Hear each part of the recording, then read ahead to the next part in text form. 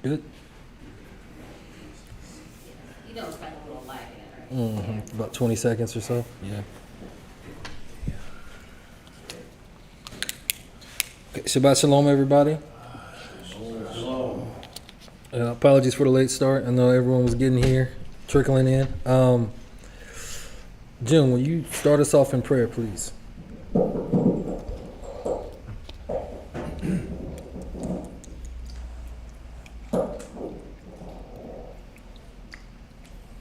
Father God, I'd like to thank you for waking us up today and giving us the gift of the breath of life, Father God. Thank you for getting us here safely so we can get into this word, get into the scripture, and learn more, learn how to do more, be more, and to better serve you, Father. Give us the discernment we need, open our minds and our hearts, Father God. Shalom. Shalom. So we're still in the iniquities of the fathers, but this is kind of a part 2 to the spirit of Esau. Before we really get into that, what's happening in the world, huh? What just happened? We know about the software shutting down the airlines. A lot of businesses. Presidential candidate got shot at. Yeah, we're gonna talk about that next. But what happened yesterday, which it kind of started before that, internet started getting real slow and applications started kind of sort of. Yeah, the Microsoft IT was down. No, it was affecting banks, hospitals, airplanes, everything. But over there in Russia, they was fine because they're not on Microsoft. Yeah. Little sidebar. So that just happened. So this should show you, man, start separating yourself from the world, because when the stuff goes down at any point in time, whenever they ready, this world is over. Like over. Because it says, what's it say? Grounded flights, banks, like you were talking about, media outlets, faulty software update. Now you would think at that level, it wouldn't get to that level as it was yesterday, right? Because then we just have like a phone situation that just happened a few months back to where phone services was going down. Twice, right? Yeah, they're just testing how people react to it. And you know it's straight chaos.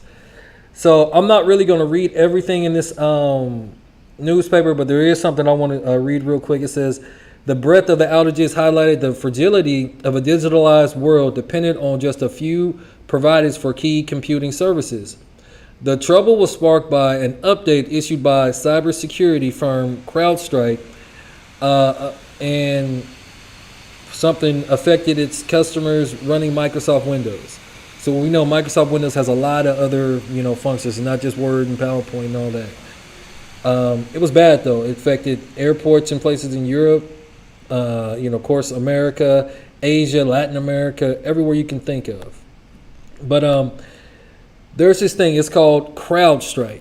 Now, CrowdStrike is the firm that's controlling all of this stuff, right? Behind it, you see CrowdStrike. So, like I said, I'm not gonna read all of this. Like, it was so bad. There was a 73-year-old that was about to have heart surgery. Couldn't. They had to postpone it because nothing work. They had to do my dad's paperwork yesterday. They had to get their paper documents out. Yeah, literally had to go back to paper. Yeah, no more digital. So, just keep preparing your hearts for that. But CrowdStrike. Now, who owes, I didn't mean to put a majority, but who owes an interest in CrowdStrike? I know y'all don't know who I'm talking about.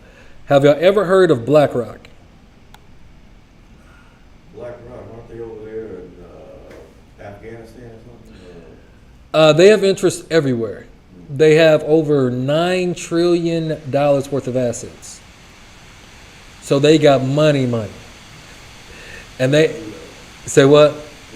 Yeah, for real, literally. And I was going to show a different video, but like the systems were so bad. And in case y'all don't know, that was a cyber attack. I mean, let's just call a spade a spade. It wasn't just some software update. No, we got hit, and they just don't want to lose face on it. Huge. Yeah, I mean, it affected the world, again, outside of Russia, because Russia's smart enough not to be on that. But it affected the world, and again, at any point in time, they could shut it down. And I was going to show you all these videos, but this stuff was so bad, you had to literally restart your computers, and you have to take that update. I don't know if y'all noticed the changes that it makes to your computer. Because I couldn't download videos, I couldn't even get emails to go, I couldn't do anything. I'm like, what's going on?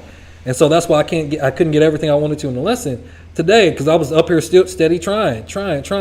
Once I restarted it, had to accept it. Now they added AI to doing everything. They're trying to get you to do everything.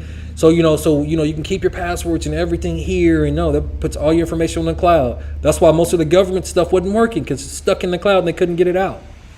But literally makes you take these updates, and it makes all these changes, and you don't know everything that's being changed. My phone went on. It shut itself off. Your phone did? I kid you not, and it never does that. Like, it shut off, and it just had the M on there. Like, and I have Microsoft on my phone because I do a lot with my business through it. So I have an app on there with the wording app, and it shut down, and I couldn't use my phone for like 3 minutes, and then it came right back on. And I didn't turn it off. I'm like, what is going on?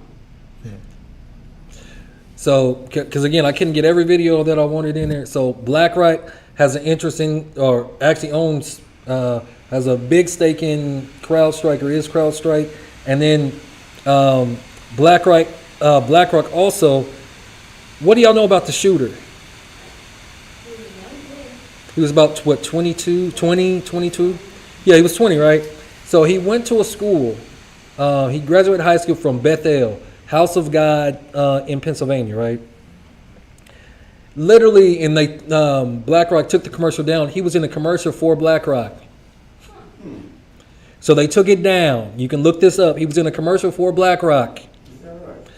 And then so BlackRock, they're also into making weapons and ammunition. So the weapon used in the shooting was made by one of BlackRock's affiliates, right? They ended up training and everything and had no idea. They said the FBI, CIA, they had no idea this guy wasn't even on the radar or nothing. But that's too many BlackRock coincidences. So you got what happened to Trump, and then you got what happened the other day or yesterday. So I'm just like, wow. So even like you can see certain videos, the BlackRock CEO is trying to distance himself from that and saying, yeah, he was on a commercial, but we took it down because we're thinking about our shareholders and all this and that. But BlackRock, they be behind the scenes doing a lot of stuff. And so in this day and age, you have to be able to discern whether you're Jacob or Esau, right? So I even talked to Bam about this, and at first I kind of took a different stance, but I've watched a few videos. I've seen more angles, and because we know what happened with Trump. I'm just going to replay it real quick. Oh yeah, disclaimer: fair use is for educational and training purposes only, right? So I'm gonna play this video.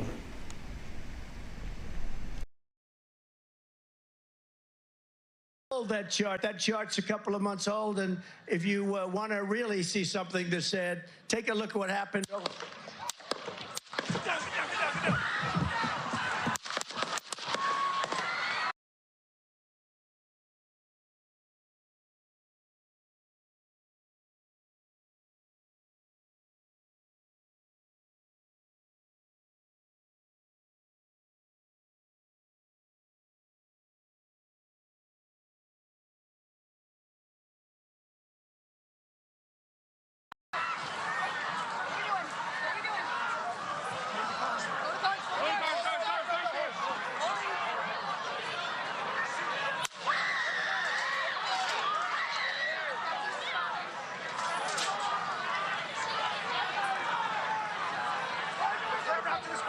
Moving his hair. Hold. When you're ready. On you.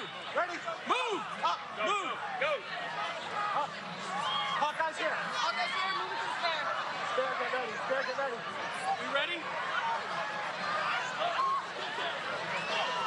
Are we good?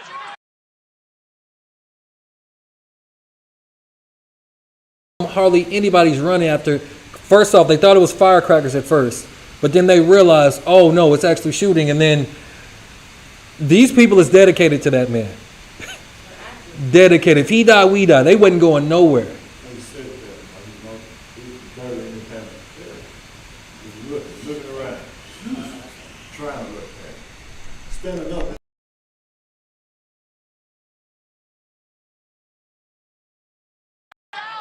Shooters down. Are we good to move? We're clear. Let's move. Let's move. We're clear.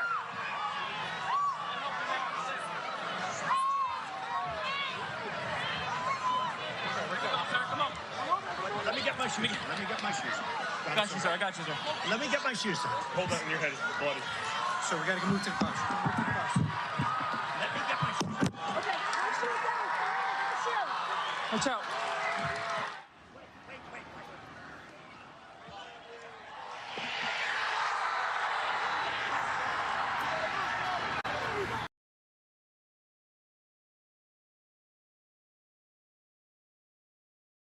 How did he know that there wasn't a second shooter? You get up and you make sure you get that photo op, right? Because there was a guy that died. I think another guy ended up dying. I think it was up to 2 people died and there was 1 injured or something like that. So I'm not saying that it was completely fabricated, but the world is a stage for a reason. Yeah.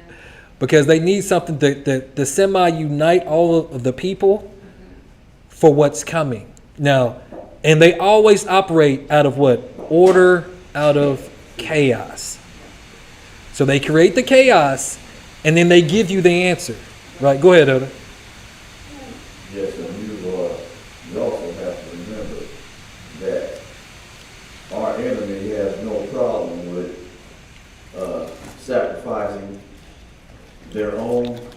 I'm glad you said that. And calling it collateral damage. I'm so glad you said that. These people are willing to die for the cause. What was the word you called them? The brainless people. Those mean. Oh, you're talking about from that Pike Mazzini letter. Oh, no, something with the N, I thought. Yeah, they were brainless. They were just willing to go with it. But I'm telling you, there's a reason why, like in the last days, like you have to be willing to endure to the end. Eventually, we'll get on a lesson series called "Faithful to Death." You're gonna have to get to that point, but more than likely before the time is up. And these people, for their political affiliation, their gods, are willing to do that. I got more videos. So my question for y'all is, how did this happen when you got Secret Service and you got 2 different sets of local law enforcement? Oh wait, there's more. Well, that's a little bit old, that chart. That chart's a couple of months old, and if you want to really see something that said, take a look at what happened.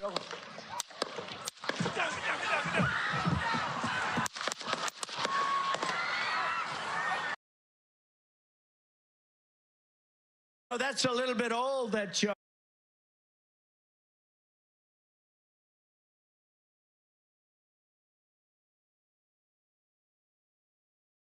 KDK's Jennifer Barresso also has a major new piece of information about where police were from the time the shooter was deemed a suspicious person to the time he started shooting. We now know that local police not only were inside the AGR complex, but also inside a 2-story building with windows facing the roof the shooter got onto. The New York Times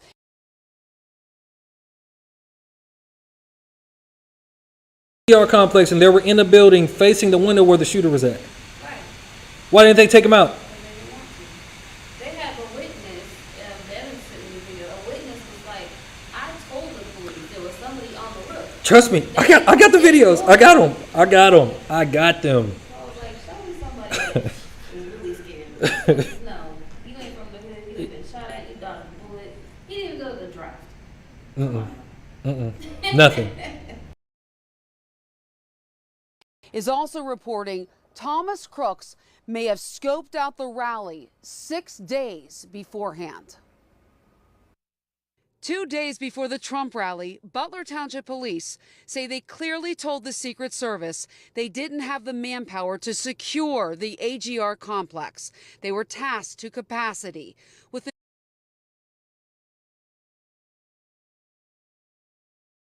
Wait, so they told the Secret Service that they don't have the manpower to keep that place secure. So why would you still hold it there then? Or why would you not bring additional people?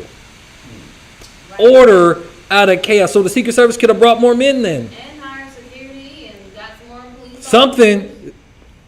Make it make sense. Chaos, chaos, chaos. All these different sources. Chaos, chaos, chaos, right? We're going to keep. important traffic responsibilities, including the motorcade for former President Donald Trump. They were looking at assignments or ready to divvy up assignments, and our police department indicated that the manpower that they had necessary was not adequate for any assignment other than the traffic assignment that they intended to do. The question is, who was responsible for securing the complex? Multiple sources say nobody was in the building that Crooks climbed on and fired from. We've learned a local sniper team was in a 2-story building attached to where Crooks was. You can see where the windows are above the roof level where Crooks was. CBS News reported a local tactical team spotted Crooks from those windows and snapped a picture. Crooks then pulled out a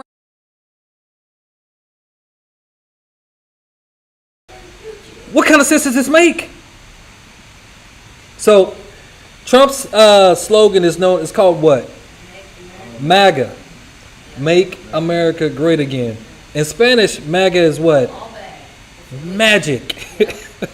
It's magic in Spanish. It's magic in Spanish. Hollywood. Golly, man. rangefinder, and the sniper alerted his team.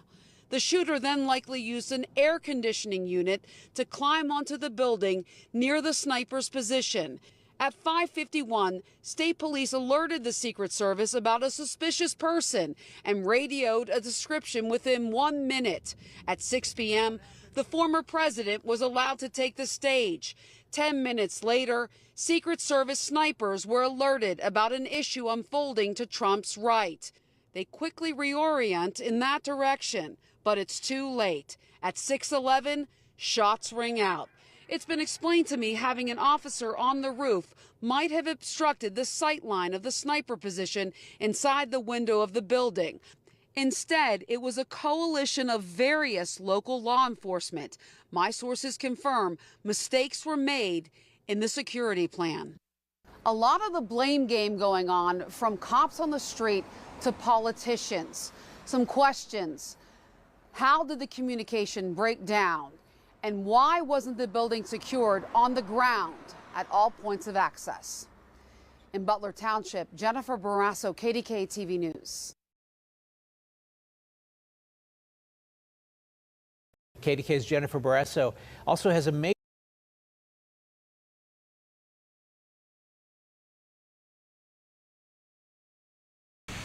one of our books here, in fact, in the book of Enoch, one of our history books that YAH'S history. I don't remember what chapter it was or what verse, but I do remember reading where the higher angels, the Kadeshim, they're at a round table and they're speaking with our king. And he's got a problem with something that's going on with Earth with one of the leaders.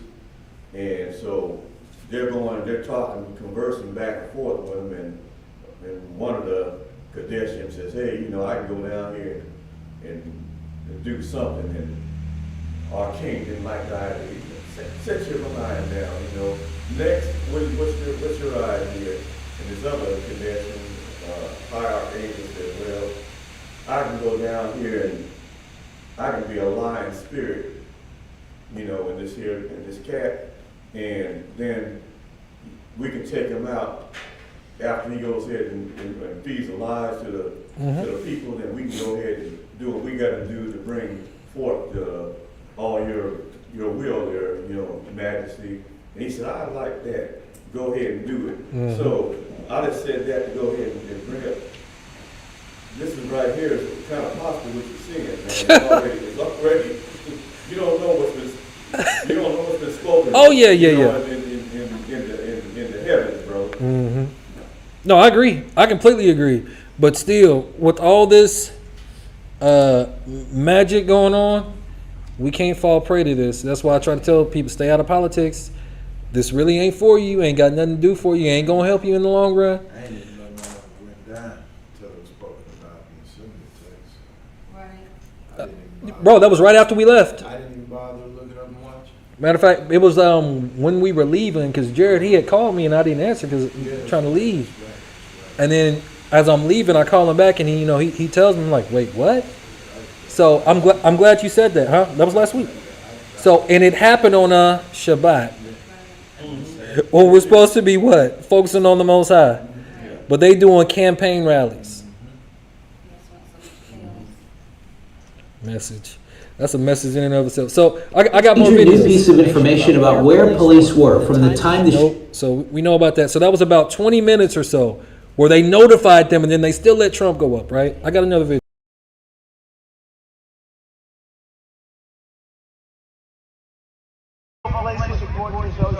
Look, they're all pointing. The Atlantic, maybe the Pacific. Yeah, someone's on top of the roof. Look. There he is right there. Right there, see him? He's laying down. You see him? Yeah, he's laying down. And so I'm here with you fighting like hell to get a Senate. What's happening? And to make sure we take back the White House, because if we do, we're going to make America better than ever before. We're going to make it. Yeah, look. And it's There he not is. easy, because we have millions and millions of people in our country that shouldn't be here. Dangerous people, criminals. We have criminals. We have drug dealers. We have people that should not be here. Right on the roof. It's much tougher than it happens. You went right on the roof, big guy. It's up here.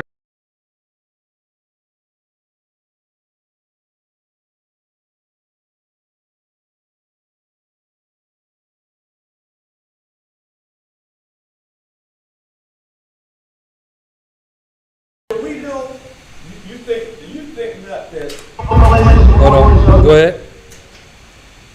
You said, do we think not that what? Do you think that definitely that our king didn't have anything to do with that, man? He controls it like always, but still, we still got to stay vigilant and be aware because people are just falling for things hook, line, and sinker. Like, because people get into man worship, and that's what we got to stay away from. Because now Trump done survived an assassination attempt. Now he's really going to be on 10. And that pretty much guaranteed that he's going to win this next election. I thought he was anyway because Biden wasn't a very good choice. We don't have very good options. Lesser of two evils. But yeah, something. But again, just because, again, people, they get into this, even with the political affiliations, like that becomes their God. Even with this video that shows that this is literally, I call it a stage play, because anybody that really wants to take him out, the type of weapon that he had, you would have did suppressive fire or to make sure you got him, not just one. You're not a sniper. You're just up to trying to take this man out. Mm-hmm. So with that type of weapon that you have, everybody knows if it's gonna get your ear, it's gonna get somebody behind you. Well, And nobody did any kind of a few shots. I'm taking someone out if I really wanted to. one thing that's kind of strange with me with the shots, because you hear about like 7 or 8 shots. Yeah. But you don't really see people falling. You don't really see any damage from the rounds or anything anywhere. They're looking. So I'm just like, and like you said, they weren't even moving. Most of them. For someone that's not from the hood, they just act like they just used to it. You know? I mean, Look, they're all pointing.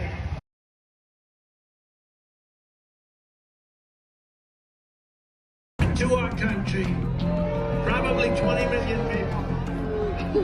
And you know, that's a little bit old, that chart. That chart's a couple of months old, and if you... the Secret Service. Secret Service, They right? were already planning for all this. Well, watch. You want to really see something that said, take a look at what happened.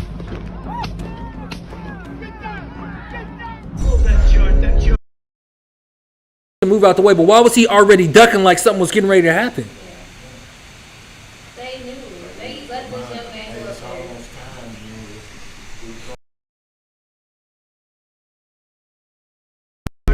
Months old, and if you want to really see something that's said, take a look at what happened. You see something that's said.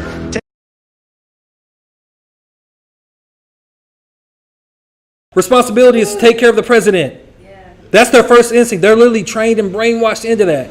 Not him though. Huh. He listed people on the flight. Oh. You gotta secure yourself first. Secure yourself.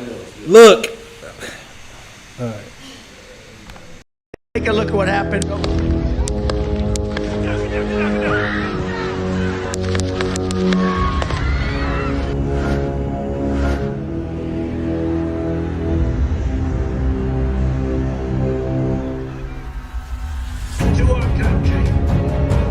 20 million people.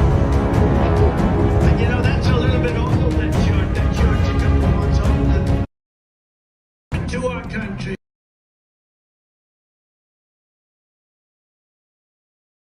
Now to this, we're getting new information about the shooter who tried to kill former President Trump. A law enforcement source tells CBS News that the gunman's father called police before the shooting at the rally, worried about his son and his whereabouts. We're also learning more about who knew what and when in the critical half hour before the gunman opened fire. CBS's Meg Oliver takes us through what we're learning about the timeline from Pennsylvania.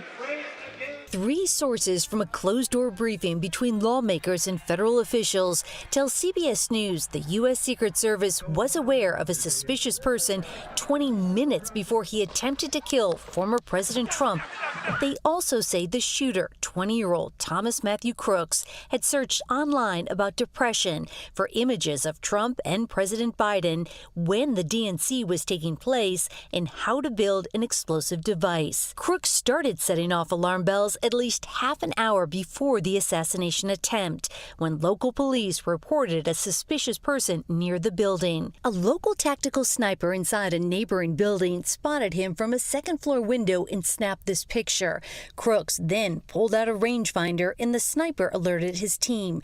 The shooter then climbed an air conditioning unit onto the building near the sniper's position. At 5:51 p.m., state police alerted the U.S. Secret Service about a suspicious person and radioed a description within 1 minute. At 6 p.m., the former president was allowed to take the stage. 10 minutes later, Secret Service snipers were alerted about an issue unfolding to Trump's right. But it's too late. At 6:11, shots ring out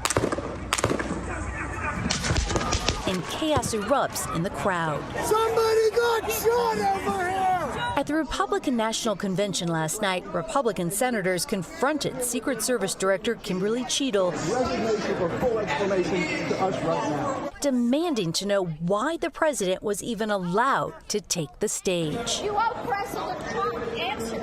Former Secret Service agent Charles Marino says Trump should never have started his speech. He should be held in a secure area until the threat is ultimately resolved, and then it's concluded that there's no additional other threats. Today, hundreds of people turned out at this visitation to pay their respects for 50-year-old Corey Compare.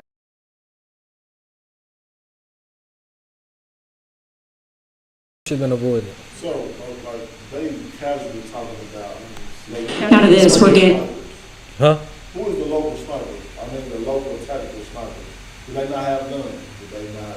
No, they did. So why do they watch this man do all So, of this? and I'm telling you, so I couldn't get every video that I wanted. So even the snipers, because the guy that ended up killing the guy, he ended up getting fired. Yeah, fired. What? He literally called up and told him, "Hey, there's a guy up here on the roof. Like, give me the all clear to shoot." They wouldn't let him do it until after he started shooting. He gets fired, and that woman that we just saw, she keeps her job for some strange reason. So either they were trying to kill Trump, or they're trying to again order out of chaos. But literally, because even he saw it, and he was looking, and like he called up, and they would not let him shoot, literally until after the shooting started. Well, it's like the police officer actually caught that man before he started shooting. Huh? He didn't report it. Right, didn't report it, and he was seen pacing up and down, acting all aggressive and crazy before he goes up, because you know he carried a whole ladder over there to climb up it. What? And a rifle. And a rifle. Was it in bag or was it out? No, it was out. You can't really hide an AR. No, you can't. Yeah, good luck with that. Unless you put it in your pants. Even though you're still gonna have Better wear some big pants. Yeah, that's true. But yeah, it's not gonna make sense. They're gonna keep doing twists and turns. We're never really gonna get down to the bottom of it, and there's always gonna be fall guys or patsies. Like I told you the other day on the phone, it seemed like that same movie, Shooter. Like what movie? Shooter. Yeah, it is. It's on Netflix or. This is all set up for just chaos. It's all set up. Right. And it's sad because they hired a poor kid and they took his life. Yeah. Because I'm pretty sure, he's depressed. He's got the perfect. Yeah, So- they're always crazy when they do stuff like that. Right. And so the thing about it is, like, he was going to Bethel, but he was dealing with BlackRock. And you remember, it was a couple of years ago or a year ago, we went over MK Ultra. Yeah. This is the doctrine of the Nicolaitans. That's what. Yeah.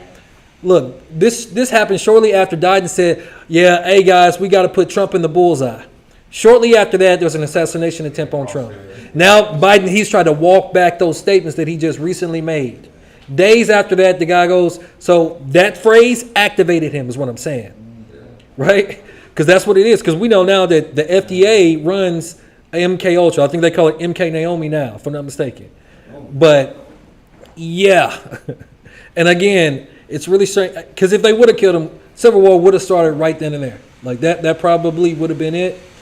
But they're trying to wait him because there's a greater plan for Trump, and they had to have something to galvanize at least a majority of the voting base in America, right? So we're going to talk about the Trump prophecy. Now, this is still in regards to the spirit of Esau, because this is how crazy this stuff gets. Watch this. Now, this guy had this about 4 months ago, right? Just listen. And then I saw an attempt on his life. This bullet flew by his ear, and it came so close to his head that it busted his eardrum.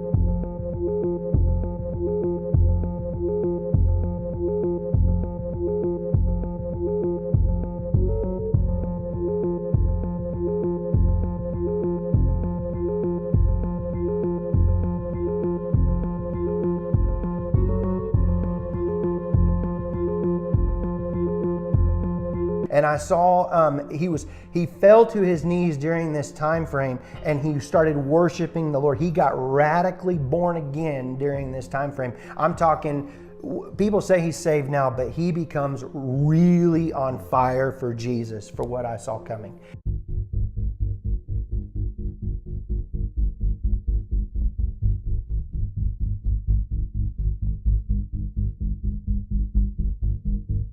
The Lord told me, he said, I am not done with America.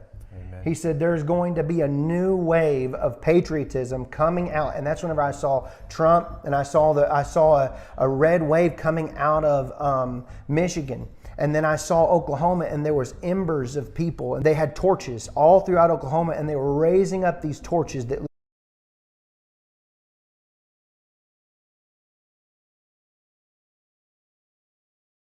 Trump supporters with torches.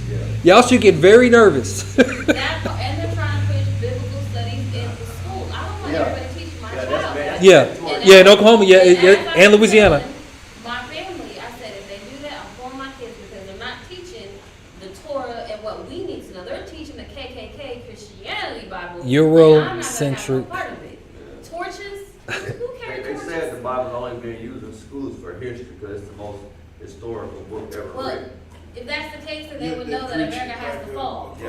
Yeah, but they're telling it from a lens to keep you into subjection, right? To keep you in captivity. Right? All of this is by design. But literally, he said the Lord told him that there was a red wave all about politics, right? A red wave and people in torches. Now, like you said, that sounds like the KKK. Because America, he's not done with America. But if you're reading the same word we're reading, you know that America's gonna fall. Are you gonna be a part of it, or are you gonna be on the side? So, but from their understanding, which America is going to play a part in a lot of end time things that's getting ready to happen. But they still believe in white Christianity. And this is not a racist thing. The Europeanized Christianity is dying. Even by, I think I said 2050, they won't be the majority in America no more. So this, like, you're seeing them getting desperate. They're like getting to the point where they're on their last straits. They're trying to do anything to stay in power. I'm telling y'all, be careful, because I couldn't get everything in here, and eventually we're going to have to talk about Project 2025. Because so you already know about it, Project 2025. Yeah.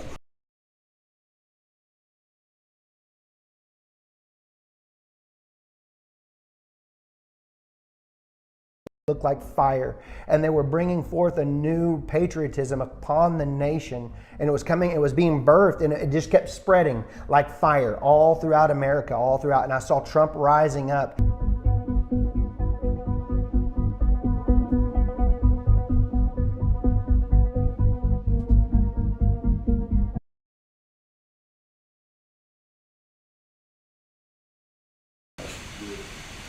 And because I know even I had dreams about it. I know I reshared it with you. You watched it not too long ago about something happening to Trump back in like 2018. Right? All these people are having it, and that was like eerily accurate. Almost like it was planned. Like to the point to where he knew someone's going to burst an eardrum or make his ear bleed, take a knee, and then he's going to get back up. That was... You guys know though, Donald Trump was an actor anyways. Facts. He was definitely an actor. What station broadcasted the live? Was it Fox 23? You talking about the everybody, all the news stations was watching it. Like the rally. Yeah, when Trump got shot, yeah, everybody was airing it. If I'm not mistaken, I don't watch the news, so I'm catching all this on YouTube. And then I saw... So again, this is about Trump. So now as we get into the lesson, I just wanted y'all to see this stuff. I had more, but again, I couldn't get everything. So y'all remember we were talking about Jacob and Esau, right? In Jasher 28. I'm going to read verses 17 through 21. And after this, Shelach, the son at Arphaxad, died in that year, which is the 18th year of the lives of Jacob and Esau. And all the days that Shelach lived were 433 years, and he died. At that time, Isaac sent his younger son Jacob to the house of Shem in Hebrew, and he learned the instructions of Yahuwah. And Jacob remained in the house of Shem and Hebrew for 32 years. And Esau, his brother, did not go, for he was not willing to go, and he remained in his father's house in the land of Canaan. So right there was a distinction between Esau and between Jacob, right? 32 years learning about the instruction of the Most High. Verse 19. And Esau was continually hunting in the fields to bring home what he could get. So did Esau all the days. And Esau was a designing and deceitful man who hunted after the hearts of men and inveigled them. And Esau was a valiant man in the field, and in the course of time, as usual, to hunt. And he came as far as the field of Seir, the same as Edom. And he remained in the land of Seir, hunting in the field 1 year and 4 months. So what did inveigled mean? Y'all remember? Beguiled. Right, to win over with wiles. When you're ingenuine with flattery, ingenuity, yeah, I don't know why I do that. It's to persuade someone to do something in a clever and dishonest way. It's what they've always done with politics. This is no different. Yeah. When they do not want to do it, to entice, lure, or ensnare by flattery or artful talk or inducements, to lead with deception, entice or trick into doing or giving something, going somewhere, right? So this is all about Trump. And this is also about the state of Israel. And this is also about blood moons. It's about a lot of different things, right? So we saw that Trump prophecy. So what are blood moons? The fullest, I guess, of the moon. Y'all remember we had one not too long ago. Yeah. Mm-hmm. Right, when the moon turns to blood. So we're going to look at a few examples of it. right? The moon's already turned red. I know we're gonna tell you. Oh.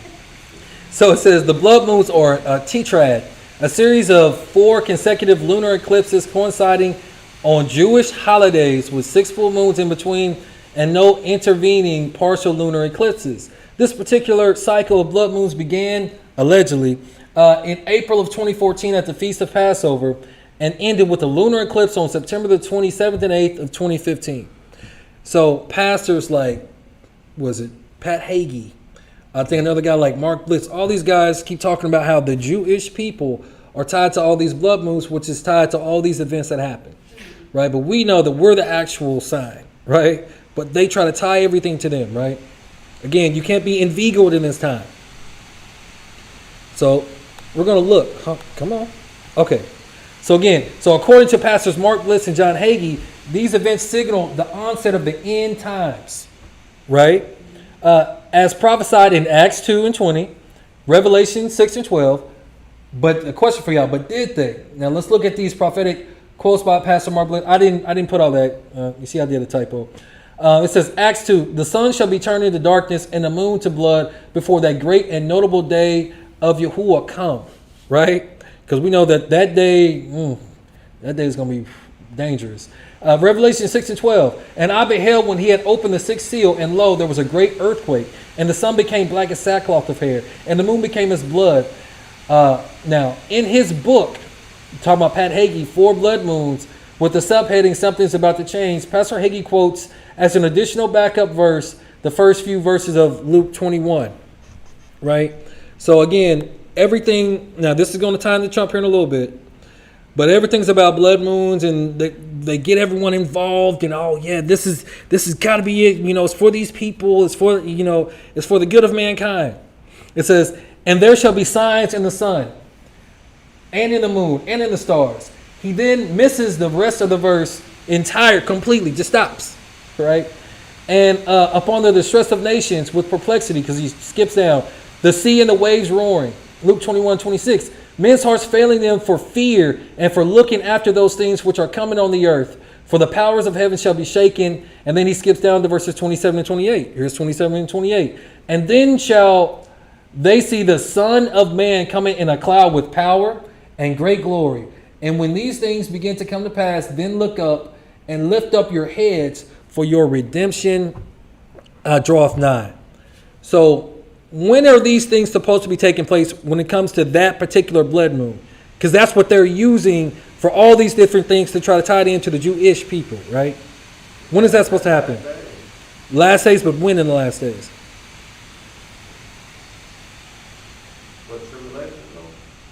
Tribulation. Because Yahusha tells us, right? Yahusha tells us. So we're going to go to Matthew 24. June, if you don't mind.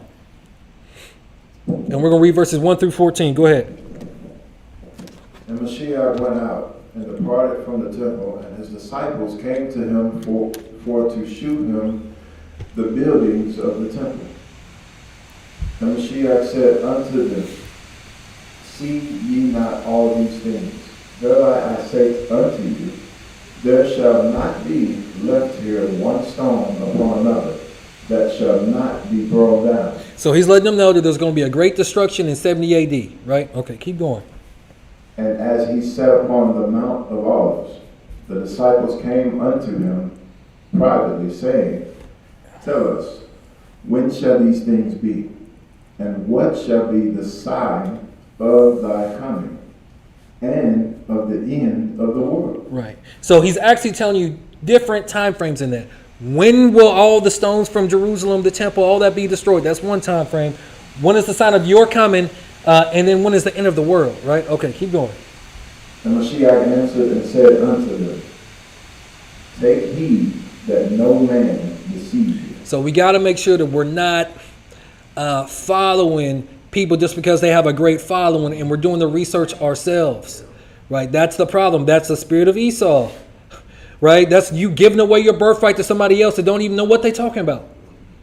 You have to discern if you're Esau or Jacob, right? Keep going. For many shall come in my name, saying, I am Christ, and shall deceive many. So he's saying, like, in the last days, there's going to be great deceptions in the earth, right? Okay, keep going. And ye shall hear of wars and rumors of wars. See that ye be not troubled, for all these things must come to pass. But the end is not yet. That's like Israel, Hamas, Gaza, Ukraine, Russia, all this stuff going on, right? All the wars going on in Africa, right? Keep going. For nation shall rise against nation, and kingdom against kingdom. And there shall be famines and pestilence and earthquakes in divers places. All these are the beginning of sorrows. Then shall they deliver you up to be afflicted, and shall kill you. And ye shall be hated of all nations for my name's sake. So, real question. The Great Tribulation, who's that for? Like, what have we been, like, traditionally, what have we been taught the Great Tribulation is for? Who? The people who didn't believe, like, you know. Right. The non-believers, the Christians, right? Now, did Mashiach say that? Is that what we just read? He didn't just say that. Keep going. Luke makes it more plain. Go ahead. Then shall they deliver you up to be afflicted, and shall kill you, and ye shall be hated of all nations for my name's sake. And then shall many be offended, and shall betray one another, and shall hate one another. Because of the... Go ahead, Elder. Go ahead. That right there, verse 10. Yeah. That's going on right now for sure. What he's talking about, because you have to remember now, his words were given to us. That's the key thing. This what he's telling us didn't have anything to do with other nations. It didn't. You know, so he's telling that, you know, and then there should be many be offended, and she shall come up and betray one another, and they shall hate one another.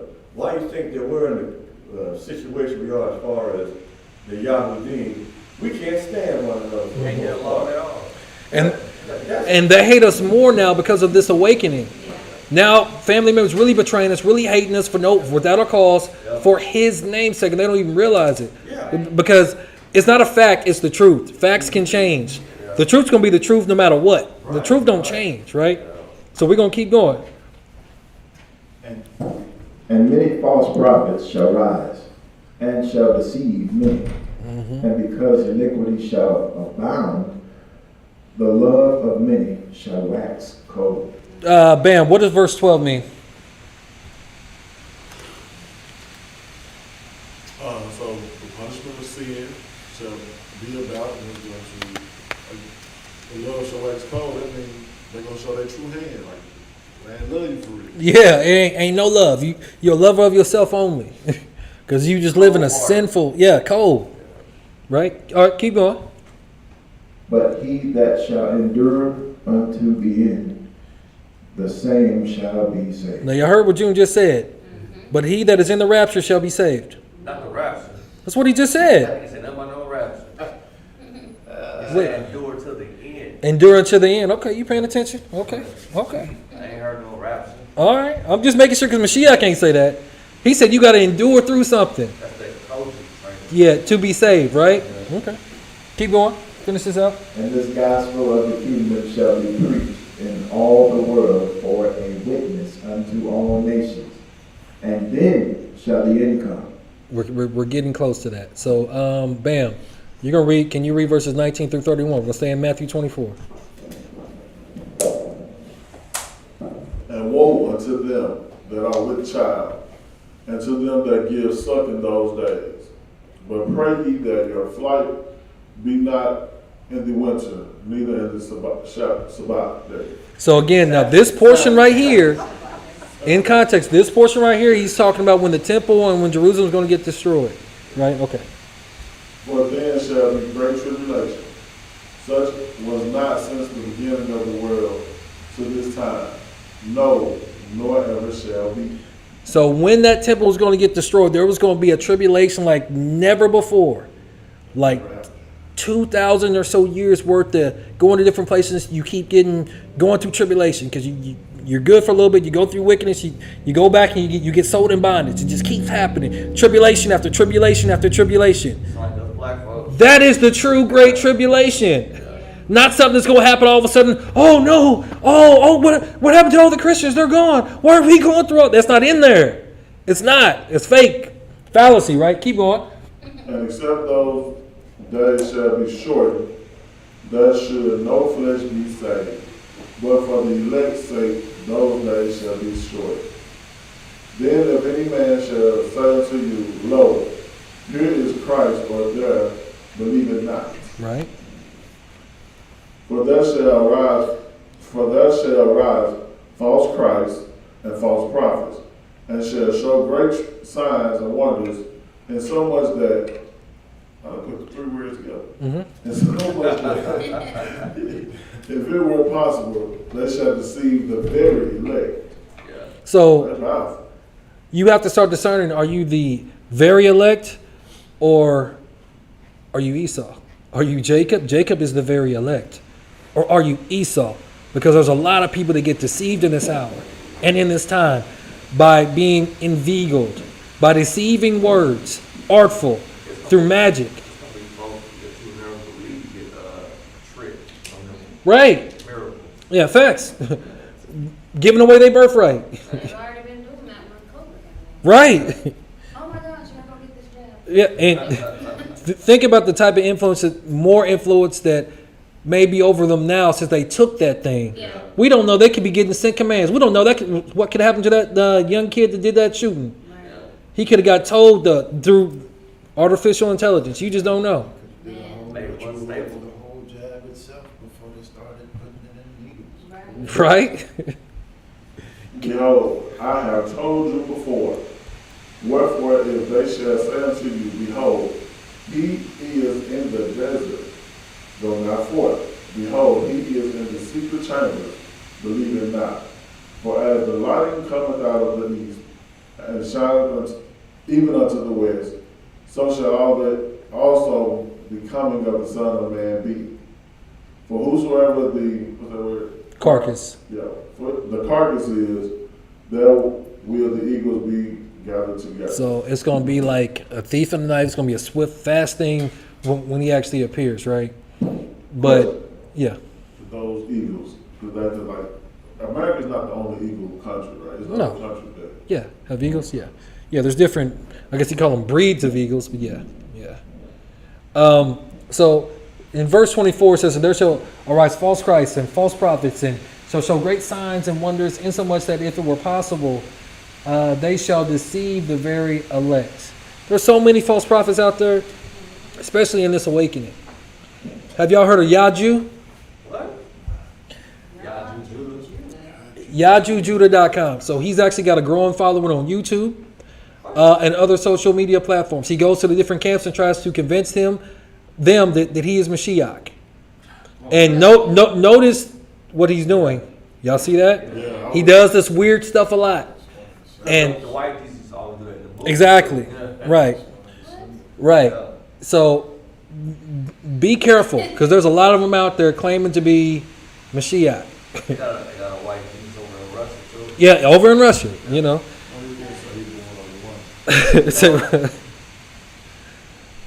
But again, so be careful with that, right? So finish it out, man. Immediately after the tribulation of those days shall the sun be darkened, and the moon shall not give her light, and the stars shall fall from heaven, and the powers of the heavens shall be shaken. So all this stuff is going to happen before that day, right? Immediately Can you after. imagine what's going to be like when the stars You say that one more time. Immediately after. So the blood moon or whatever happens immediately after, right? This happens, and then immediately after the tribulation of those days, next thing you know, it's not a rapture, but there is definitely a changing of the guard that occurs, right? So anybody believing in pre-tribulation, you're gonna be whisked out of that thing. Yeah, that don't exist, at least not according to Mashiach. Right, didn't it grow dark when the Most High went up against Pharaoh? There were 3 days of darkness, according to one of the books in Jasher. Yeah. Yep, that's a fact. They couldn't even see. Because you see where it says the powers of heaven shall be shaken. Yeah, they know they for 3 days. Yeah, died. Yeah. Say what? I can't do that. You can't do that, man. My eyes. And so, like, and when Yahushua comes back after this great tribulation, you think that mankind and Christian, everybody will be happy. Read the next verse. And then shall appear the sign of the Son of Man in heaven. And then shall all the tribes of the earth mourn. And they shall see the Son of Man coming in the clouds of heaven with power and great glory. And so with the last blood moon that we had not too long ago, through astrology and all their technology, they're claiming that they actually saw it in the sky. The sign of the Son of Man. Really? Yeah, that's what they're claiming. So again, this is the time to discern who you are. And if you're going to be Jacob, you might want to spend 32 years learning about the Most High. You might want to spend it now. Unless you be Esau and give away your birthright. Because I'm not trying to give that up. Right, keep going. And he shall send his angels with a great sound of a trumpet.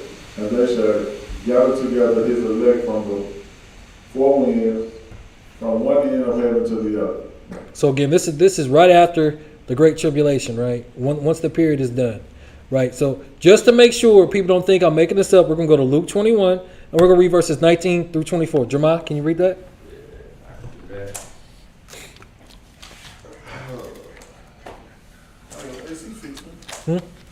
In your, A little bit. in your patience possess ye your soul. What does that mean? Keep your soul. Huh? Being patient or enduring, same thing. It's just a different way to frame it, right? And when ye shall see Jerusalem compassed with armies, then know that the desolation. Ooh, Is not. My bad. My bad. Then let them which are in Judea flee to the mountains, and let them which are in the midst of it depart out, and let not them that are in the countries enter thereinto. For these be the days of vengeance, that all things which are written may be fulfilled. But Whoa. But woe unto them that are with child, and to them that give suck in those days, for there shall be great distress in the land, and wrath upon this people. And wait, upon Christians or upon believers. Upon the land. Huh? On the land. Wrath upon who? Land. Wrath is on the land? This people. This. Great distress in the land. But wrath upon. So again, when you think about Great Tribulation, it's talking about a specific group of people. It's not that are in blood covenant with the Most High. It's not talking about quote unquote Christians, right? That's why I'm just trying to make sure that we're all good on that. I know we've gone over this before, but we got to keep remembering these things, right? All right, keep going. Definitely. And they shall fall by the edge of the sword, and shall be led away captive unto all nations, and Jerusalem shall be trodden down of the Gentiles until the times of the Gentiles will be fulfilled. And again, this further proves it, because if it's just for Christians, so Christians are just going to get go to every nation under heaven in captivity. Christians? Like that's what I'm saying. Like this is what when they talk about the Great Tribulation, they don't even realize that that's actual captivity. An extended period of time of captivity. It's not just 3.5 years. Oh no! Compared to what we've been through, 3.5 years is literally a drop in the bucket. Like you're talking about 2,000 years of different captivities over and over and over. That's what you call a Great Tribulation, right? And again, he says, and you shall be led away captive into all nations. What they think the Great Tribulation is, you're just going to get caught and killed. In all these crazy ways if you don't take the mark of the beast. But that's why we're reading this thing, right? And Jerusalem shall be trodden down of the Gentiles. Wait, that's how you know again, wait a minute. So during the time period, like the wrong people is inhabiting and controlling the land, right? Until immediately after the tribulation of those days. When Jacob rises up and Esau goes back down. Right? Because he sold away his birthright. Don't be inveigled, right? Until the times of the Gentiles be fulfilled. And we're coming into that time. That time. So again, Yahushua says that the tribulation occurs, the things would occur after the Great Tribulation, right? So now let's look at some other sets of blood moons. I showed y'all some before, and back to blood moons, right? Who wants to read this? I got it. Blood moon, 1493 through 1494. The expulsion of the Jews from Spain, Portugal, and the sailing of Columbus. We are told by the supporters of the blood moon Tetrads of 1493 through 1494 that they were significant due to the fact the Jews of Spain were exiled from the country by King Ferdinand and Queen Isabella around that time. Mm-hmm. By the time the king and queen pronounced the decree to exile the Jewish population, there must have been a very large number who were uprooted from their homes and businesses where they had lived for many years. So I got a question. So if this blood moon happened in 1493 and 1494, when were the Jews expelled from Spain and Portugal? I'm just asking if y'all know that. Do y'all remember when? They taught us in school. Okay. Spanish Inquisition. Spanish Inquisition. Go ahead. 1492, yeah. 1492. So the blood moons happened when then? A year after. After. Yeah. Immediately after. But Pastor Hagen, these other guys try to say that, oh no, it's the prophecy and all this is so prophetic. I'm like, wait, that happened after, God. What are you talking about? But keep, whoever's reading, go ahead. The edict exiling all Jews from Spain. The decree was issued on April 29, 1492, and was in fact the pet idea of the Catholic Inquisition under its head, Father Thomas D. Torque Mata. All Jews were ordered to leave Spain if they wished to convert to Roman Catholicism.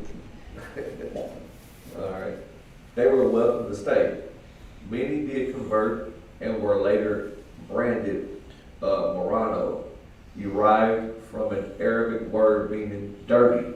Wow. Or pig. So now you know that's the most detestable thing to our people, right? Especially in that time. So y'all gonna call us a pig, the one thing that we hate. They disinfo. Right.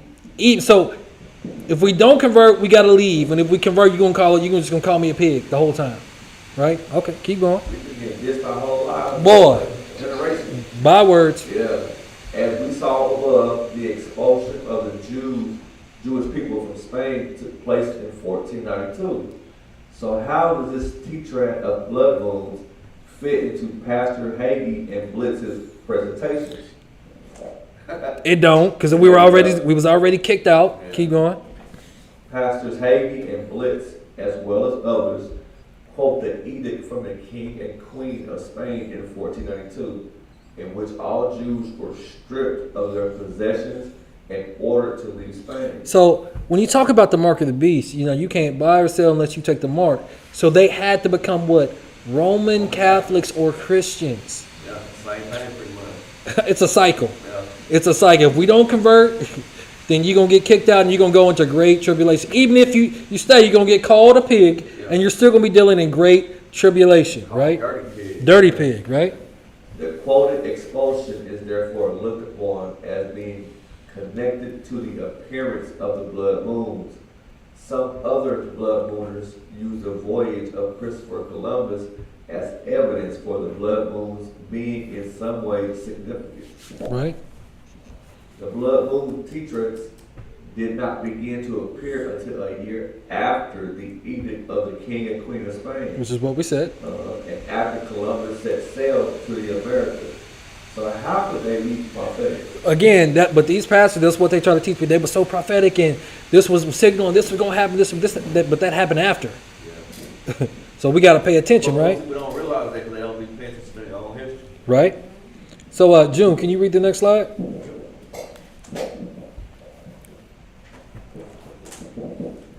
Blood moons, 1949 to 1950. The rebirth of the state of Israel and the war of independence. God promised the land of Israel to Abraham, Isaac, Jacob, and their descendants. The landmass promised covers an area from Egypt to the Persian Gulf, taking in parts of Turkey, Syria, all of Jordan, parts of Iraq and Iran, and ending at the Persian Gulf. The only kingdoms ever to come close to fulfilling this promise were the kingdoms of David and Solomon. Right? So this is how big it should be, roughly. Right? Not this little bit that they're trying to say. No, it should be a ain't no way. Not right now. Go ahead, Elder.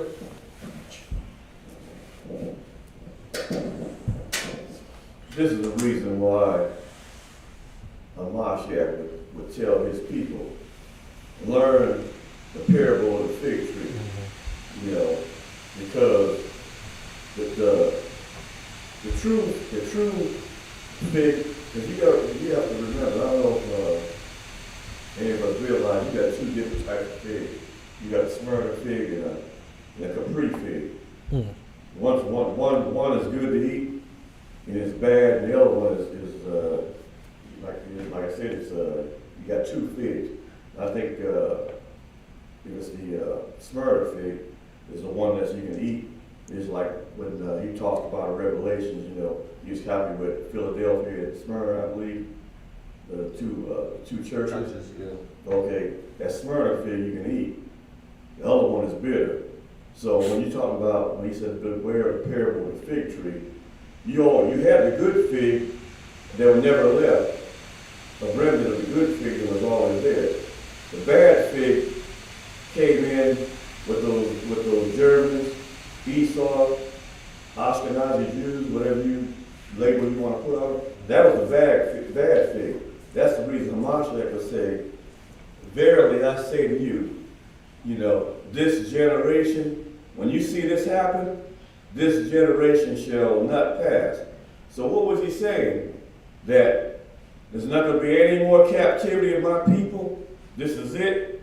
And all the prophecies that were spoken of from the time of our ancestors, our prophets, that hadn't been fulfilled, up until this point, they're going to be fulfilled from 1948 up to where we are now. And until he returns, all these prophecies are going to be fulfilled. This is it. This is the last generation. It's not going to pass, brother. I'm glad you're on that point. Well, we're not quite there yet. But you're right, because what people don't realize, a lot of those Afro-Palestinians that you never see on TV, a lot of them are Yehudi. A lot of them are us. But they don't want to talk about it. They don't want to show them, you know, oh, it's the Jewish people's land, this, and that, right? Because, again, they not like us. Let me just put it in a term that y'all can understand. That they're not, right? So other blood moons. So these false prophets prophesied through Baal or the Lord, and they deceive many. That's what they do. These prophecies that tie back to this is the crazy part. They tie it back to Deuteronomy 28 and Deuteronomy 30. Anybody who reads Deuteronomy 28 knows that they must have went into a literal captivity, literal bondage. It's crazy. So we're going to go to Deuteronomy 30, because we know about Deuteronomy 28. And we're going to read the first 16 verses, whoever wants to read. Yeah. And it shall come to pass, when all these things are come upon thee, the blessings and the curse which I have set before thee, and thou shalt call them to mind among all the nations, whither the Most High thy Elohim hath driven thee. Wait a minute. We just read in Luke 21 and Matthew 24, like that after Jerusalem gets destroyed, we would go away into captivity, right? So then in Deuteronomy 30 now, the very first verse is when the blessing and the curses come upon you, and you think about it in the nations that you're at. So once you've gone through this great tribulation, you start to remember who you are, right? Keep going. And shalt return unto the Most High thy Elohim, and shall obey his voice according to all that I command thee this day, thou and thy children, with all thine heart and with all thy soul. Sis, what does verse 2 mean to you? You good? Chewing the cud. Basically, and I how I came out of what I was in. And then I started really listening to what I'm supposed to do. When he tells me, hey, this is how you're supposed to live. Basically, when my heart started changing, I started listening to the Most High. And then when I obey his commands, my children basically will follow. Because I wanted to give all of my heart to the Most High to That's make it. sure I'm doing what I'm supposed to do, to make sure my children and whoever else around me was doing that. And if not, cut off the gun. So once you turn your heart completely to the Most High, Yeah. like you said, your children won't follow because it becomes a family affair. Because this is in the lands of your captivity that this happens. Yeah. So then you start going through a circumcision of the heart. Once you start it truly, next thing you know, you're teaching it to your spouse, you're teaching it to your children. And it's a family thing that happens, right? Keep going. That then the Most High thy Elohim will turn thy captivity. You see why I said it's in the land of your captivity? Yeah. It's not when you back in the land. So when Mashiach is literally prophesying what's going to happen, he's letting you know there's going to be other captivities or a great tribulation that's going to happen, and you might want to get back to your covenant that you are in, so you can bethink yourself, so you can remember how to get back to your land that your brother sold for nothing, for a pot of red porridge that is now your birthright. Right? Keep going. And have compassion upon thee, and will return and gather thee from all the nations, whither by the Most High thy Elohim hath scattered thee. Did this happen in 1948? No. Because that means that the Great Tribulation was over with. I want y'all to pay attention to that. That means that the Great Tribulation was over in 1948. That means that all that stuff is done.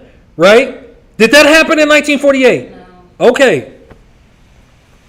Keep going. If any of thine be driven out unto the utmost parts of heaven, from thence will the Most High thy Elohim gather thee, and from thence will he fetch thee. And the Most High thy Elohim will bring thee into the land which thy fathers possessed, and thou shalt possess it. And he will do thee good, and multiply thee above thy fathers. And the Most High thy Elohim will circumcise thine heart, and the heart of thy seed, to love the Most High thy Elohim with all thine heart and with all thine soul, that thou mayest live. But this heart change happens in captivity. Right? It starts with you, and then it goes through your family. But it starts now. Again, it didn't happen in 1948. That, whatever you want to call that, right? That massacre, because people did lose their life.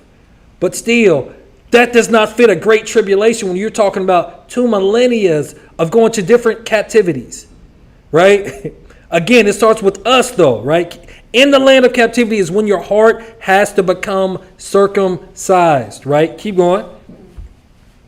And the Most High thy Elohim will put all these curses upon thine enemies, and on them that hate thee, which persecute thee.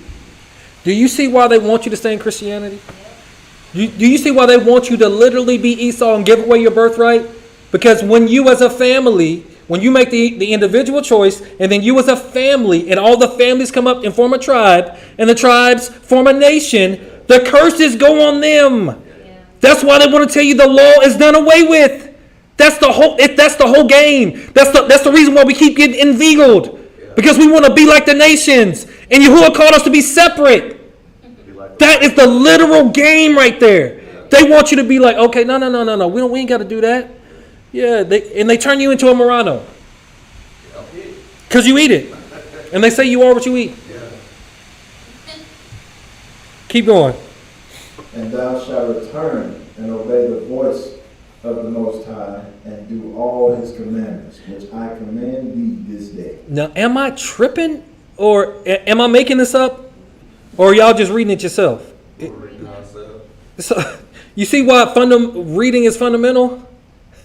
Because the Most High literally wants us to remember, like, hey, you know, according to our covenant, if you don't circumcise your heart and make changes to love me, with all your heart, mind, and soul and get your family to do that, you know you're going to stay in captivity. You know that great tribulation is only going to get greater. And the Most High thy Elohim will make thee plenteous in every work of thy hand, in the fruit of thy body, and in the fruit of thy cattle, and in the fruit of thy land, for good. For the Most High will again rejoice over thee for good, as he rejoiced over thy fathers. Mm-hmm. If thou shalt hearken unto the voice of the Most High thy Elohim, to keep his commandments and his statutes, which are written in this book of the law, and if thou turn unto the Most High thy Elohim with all thine heart and with all thy soul. So what is the voice of the Most High? You just read it. Right. His commandments and his statutes. That's literally the voice of the Most High. So get in there and read it. Get in there. Keep going. For this commandment which I command thee this day, it is not hidden from thee, neither is it far off. It is not in heaven, that thou shouldst say, who shall go up for us to heaven, and bring it unto us, that we may hear it and do it. You go ahead. I got to use the bathroom. Go ahead. The last verse, because I was just going over. But when you ask the question, who is the voice of the Most High? You know, of course the Messiah is the word. But this was in the Old Testament, so before the Most High came, the Messiah came down. It said it's not in heaven. Now that, like it says, that should say, who should go up to heaven and bring it to us, that we may hear it and do it. And I was thinking, throughout the Old Testament, the Messiah was the one speaking with them, correct? Supposedly. Even in this verse, these people, like the most, I think this is the most I'm talking to the people. I'm talking to Moses to give the people whatever. But even in that verse, it's like he still gave us that. Like he was in heaven, he still brought them down for us. Yeah. And he told us what to do so we can do it. And what not to do. Ain't that amazing? Yeah. Yeah. This is amazing. And we still ain't listening. From then till now, same thing, bro. That's wild, man. Yeah. So, I didn't catch everything you said, but just one major thing. You're wearing curses that the Most High wants to put on your enemies. Yeah. And you're voluntarily wearing them. You have strange apparel on. You got to change your garments. Stop mixing garments. Stop mixing doctrines. Right? That's what the Most High was always trying to get us to really see. Like, hey, there's a reason why you just think it's just because I don't like certain types of garments. No. You can't be mixing things that ain't got nothing to do with the Most High. But again, these curses these generational curses, he wants to put them on the enemies. Because we do have enemies. We got more than haters. We got people that are planning our downfall for hundreds and thousands of years. They've been doing that. And what they want is they want to keep this hierarchy and system in place. And if we don't really wake up, we're going to stay in a great captivity. Until there is a generation, like you were talking about, that finally overstands. We got to get right with the Most High. We have to. That ain't on nobody else but us. Period. Did we read this whole slide? Yeah. Okay. Go ahead, Jim. Neither it is beyond the sea that thou shouldest say, who shall go over the sea for us, and bring it unto us, that we may hear it and do it. So this is how crazy the Most High really is, bro. When you think about it, because he said that it's not like it's in heaven that someone has to go up and come down and bring it to us. Is that not what Moses basically did? Yeah. Then he said it's not overseas to where somebody has got to go and grab it for. Did Moses not part the Red Sea? Have to do that for everybody? So where is this word that he's talking about? Where? Next verse. But the word is very nigh unto thee, in thy mouth and in thy heart, that thou mayest do it. So it's supposed to be in your heart. When people come against you, when you got the truth, certain things should just be coming out of you like, nuh-uh. Ain't no way. You don't know the context. You don't know the script. You should be able to go to certain places. It shouldn't just be one of those things where let me call somebody all the time because I'm not doing what I'm supposed to be doing. Now, don't get me wrong. Sometimes you do got to call people, but sometimes you need to get your butt in there. Even if you got to Google, do the research yourself because you're going to be better for it. That'll make you a better teacher of your children, of your spouses, right? All right, keep going. See, I have set before thee this day life and good, and death and evil. In that I command thee this day to love the Most High thy Elohim. So what does it mean to love the Most High? It's right at everything that he's saying next is going to prove it, right? Go ahead. Go ahead. To walk in his ways and to keep his commandments and his statutes and his judgments, that thou mayest live and multiply, and the Most High thy Elohim shall bless thee in the land whither thou goest to possess it. Again, that's why they don't want you getting back to it. Because, truth be told, they don't want the curses. And I know we don't want them. But they for sure don't want them because you remember how we were getting the 7 times 7 times 7 all the way up to 28 times? What do you think's going to happen to them? You're talking about 2,000 years. Some of these people are the descendants of, you're talking about over 2,000 years of just literally following us, finding the Yehudi or the Northern Kingdom people and subjugating them into captivity. What do you think's going to happen? Y'all was talking about generation. Psalms 102. Psalms 102. And we're going to read verses 13 through 22. Bam, can you read that, please? Thou shalt arise and have mercy upon Zion. For the time is to favor, for the time to favor her, yea. The set time is come. So there's a specific time where the Most High is going to have favor on Zion, the whole nation of Israel, right? Keep going. For thy servants take pleasure in her stones, and favor the dust thereof. So the heathen, right? Mm-hmm. So the heathen shall fear the name of Go ahead. Most High. The Most High, yeah. Trying to figure out what word to use there. I was going to say divine. But yeah, the Most High. And all the kings of the earth thy glory. When Yahweh shall build up Zion, he shall appear in his glory. Right, Son of Man, right? Keep going. You said the Son of Man. Right, because he, like, when the sky cracks, it's the Son of Man coming. The Most High don't come until 1,000 years or so later, right? Mm-hmm. He will regard the power of his destitute. The prayer of his. Of the. What's the word? Destitute. Destitute. And not despise their prayer. This shall be written for the generation to come, and for the people which shall be created shall praise Yahweh. Right, so this is written for the generation to come. So we're going to finish this out, and then we're going to talk about the generation to come. We've talked about it before. Again, this is just a refresher. For he had looked down from the height of his sanctuary.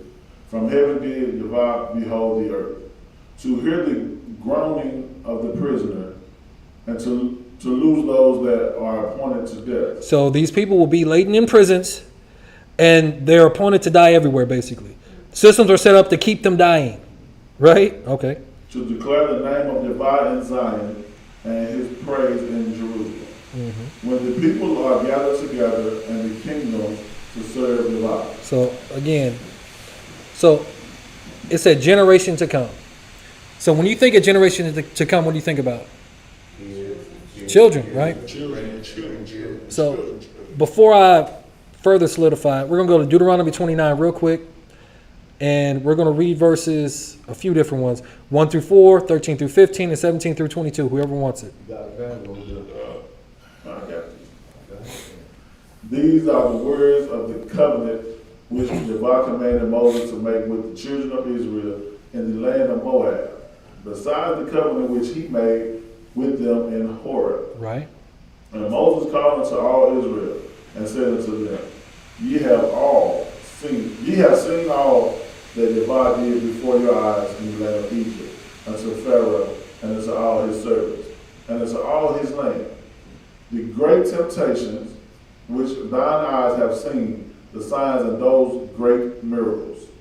Yet Yahweh had not given you a heart to perceive, right?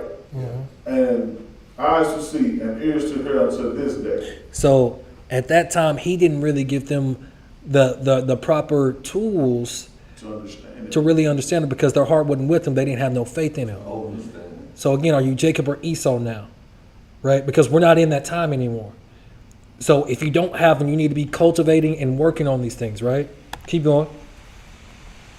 That he may establish thee in the day of the people unto himself, and that he may be unto thee a Elohim, as he has said unto thee, and as he has sworn unto thy fathers, to Abraham, to Isaac, to Jacob.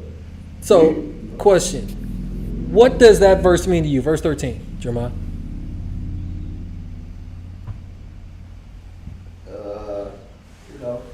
That he is established that we're people, the people.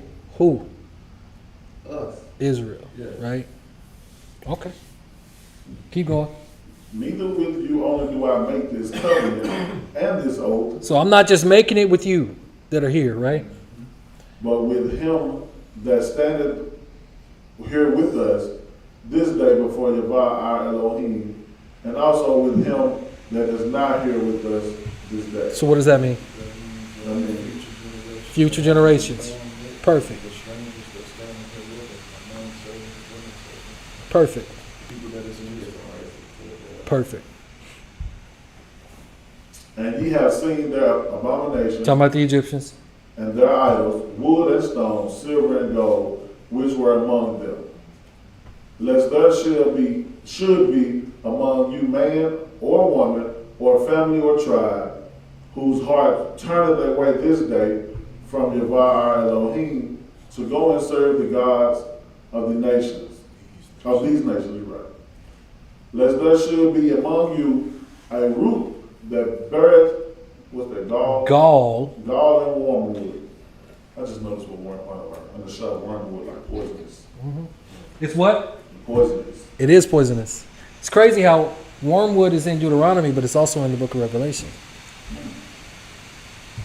And it come to pass when he heard the words of the curse, that he blessed himself in his heart, saying, I shall have peace, though I walk in the imagination of my heart, to add drunkenness to thirst. So what does verse 19 mean to you? It's a blur. So 19, and it come to pass, because it said that nobody should turn, their heart should turn away prior to that, right, from the Most High. Then it says, and it come to pass when he hear the words of this curse, like, okay, so he hears the words of the curse, that he blessed himself in his heart, saying, I shall have peace. So he don't have no fear for it. He don't really think it's going to happen to him. He just think, I'm going to have peace. Everything going to be good with me, though I walk in the imagination of my own heart, to add drunkenness to thirst. So he ain't really seeking out the Most High. Whatever he feels is good, he's walking in that, in the wicked imaginations of his mind, of his heart. So we got to be careful in that. That's why we're supposed to be meditating in the scriptures day and night, daily, right? Dying daily. Because doing that, you get this false sense of security because you don't physically see something happening right now. When the Most High was like, okay, I'm giving you grace period. All right. Keep trying me. Stop playing with me, little boy. Yeah, that's what he be. Most High be looking down like, stop playing with me, little boy. I'm telling you. That's what he, because we still his sons and daughters, right? Okay, keep going. Yahweh will not spare him, but then the anger of Yahweh and his jealousy shall smoke against, right? Smoke against that man, and all the curses that are written in this book shall lie upon him. All curses. And Yahweh shall blot out his name from under him. That's the worst thing ever. And all the curses, that's worse than everything. Blot them out. Yeah, blot them out? No. It's not even just that you didn't exist. And more likely he's going to blot out your bloodline. Don't know it exists. Yeah, like. You saw what he told Moses. Hey, look, I'm going to consume them in a moment and make a nation out of you. Yeah. He wasn't playing. And Yahweh shall separate him unto even and out of all the tribes of Israel, according to all the curses of the covenant that are written in the book of the law. So that the generation to come. That's what we just read in Psalms 102, the generation to come. Of your children that shall rise up after you, and that the stranger that shall come from a far land shall say, when they see the plagues of the land, and the sickness which the land has laid upon it. So I stopped it there. Yeah, I stopped right there, but there was more, but you get the gist of it, right? So this was in Deuteronomy 29. Now, we talked about the generation, so I looked at both of them, and it's the same word for generation, and it's the same word for to come, right? So generation, we said it means children, right? Family, children. Okay, go ahead, Bill. So the word is door or dole, right? You see it up there? Yeah. Some of it kind of got cut off, but it says generation, period. Why does it say period, generation, habitation, dwelling? So I don't understand why a lot of this got cut off. But it means like an appointed generation. And to further prove that, the word to come, so the word for generation is door or dore, right? So what does to come mean? Right? What does to come mean? In the future. In the future, like your descendants, right? So it's actually Aharon, or it's almost the word Aaron. And it means, what is the first definition of it? Last. You were talking about the last generation before stuff was going to happen. So in Psalms 102, when David is prophesying what's going to happen, even going back to the book of Deuteronomy, when he talks about the generation to come, he's talking about the generation to actually walk into the land, right? When the great captivity is over with. That's literally what this stuff goes back to. I'm just like, remember it, because we briefly talked about this before. But it means behind, following, subsequent. But it's really talking about once you get back into the land after all those captivities, there's a generation that's going to get it right. That is the last generation that we want to be made worthy of, right? The last generation. Go ahead. Caleb and them. Huh? And Yahushua, Caleb and Yahushua, you know, they was about it. Like all them other spies were scared. We was like, man, they fool. Hey, and the land flow with milk and honey too. Hey, we can do this. Yahuwah is with us. But everyone else like, no, man, we see John. You saw them Nephilim? You didn't see Sion? Yeah, you didn't see King Og and them out there? But, you know, Caleb, he had a different spirit on him. So did Yahushua, son of Nun. Right? So again, in that day and age, he didn't give them the eyes to see or the ears to hear. Right? But in this last generation, with that circumcision of the heart, you have the eyes to see, you have the ears to hear. So when you see the deceptions that we were watching earlier, you're not going to fall prey to this stuff. It's not even going to come into your mind like, okay, no matter what, Yahuwah got us. Yahuwah for king, for president, whatever. It ain't about whatever man that they've chosen. Right. It's not about none of that. And that's what people literally give all their time and energy in watching this stuff on the news every day, all day. You know, this stuff is weird, man. Because remember, Jacob was given the eyes to see and ears to hear because he went to Shem and Eber, learn of the Most High. Even though Esau was in his father's house, he was going hunting all the time. Too busy, busyness. Which one are you? Are you too busy with busyness? Or do you have time to spend time with the Most High? Right? So going back to this, it says on May 14th, still talking about the state of Israel and the blood moons. On May 14th, 1948, Israel became a nation once again after vanishing for almost 2,000 years from every map in the world. Our blood moon proponents tell us the blood moons began on Passover 1949. I thought that stuff happened for them in 1948. That's still after. Yeah. Okay, just making sure. In order to salvage some respectability for their case, they tell us it was during the time of the blood moons. Israel was fighting for her existence. Unfortunately for them, the first blood moon of the Tetrad began 1 month after. So the stuff don't happen, but they try to say that the stuff happens before, it was prophetic, and all this other type of stuff. That's what they do. They tie everything the wrong way. It says armistice was signed between Israel and her Arab neighbors in March 1949. The Tetrad began on April the 13th or Passover. So, you know, did you get it? It happened after. What does that predict? The war had been over for a month before the first blood moon even showed signs of turning blood red. So again, they try to say these things are prophetic. For it to be prophetic, it has to be before and not after, right? We're tracking that. Don't forget what President Gamal Nasser said right around that same time, I want to say about 1951, 52, somewhere around there. And he said, we will never accept you people over here. No. He said, how do you leave black And come back white? Right. Yeah, he did. And then they took him out, I think. Pretty sure they took him out a little bit after that. Yeah, they did. He definitely did, though. Blood moons from 1967. I'm just showing y'all what these pastors try to say happened prophetically before. But we know that they happened after. Blood moons, 1967, 1968. The 6-Day War. It was the morning of June 5th, 1967. For months, Egypt President Gamal Abdel Nasser had been boasting and threatening the annihilation of the state of Israel.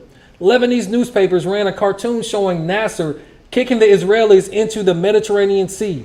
Syria and Iraq also have been saber rattling and preparing their troops for the coming conflict, right?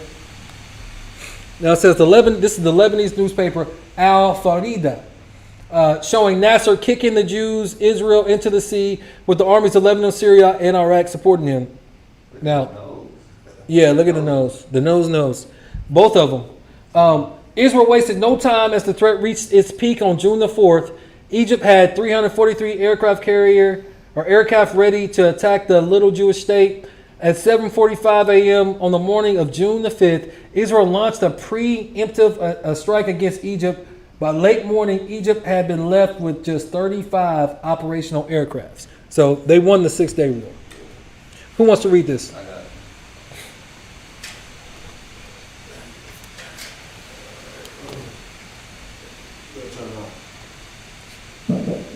And by noon, the combined air forces of Jordan and Syria had also been all but wiped out. Just 6 days later, on June 10th, the fighting was over. Israel had not only extended her territory in the north and east, but for the first time since the rule of the Roman legions, she was in sole possession of her ancient capital, Jerusalem. Surely, if there was anything worthy of being called prophetically significant, the recapture of Jerusalem was it. And guess what? The first blood moon of the Tetrad appeared on Passover, April 24, 1967. Almost 2 months before the war began. At last, we have a winner. So out of all those blood moons, that is the only one where it happened prior to it, right? Just trying to show y'all that. Now, do y'all know what Prophecies is? No, I've never heard of that. And Prophecies is just a math term. Are you kidding me, brother? So, Prophecies.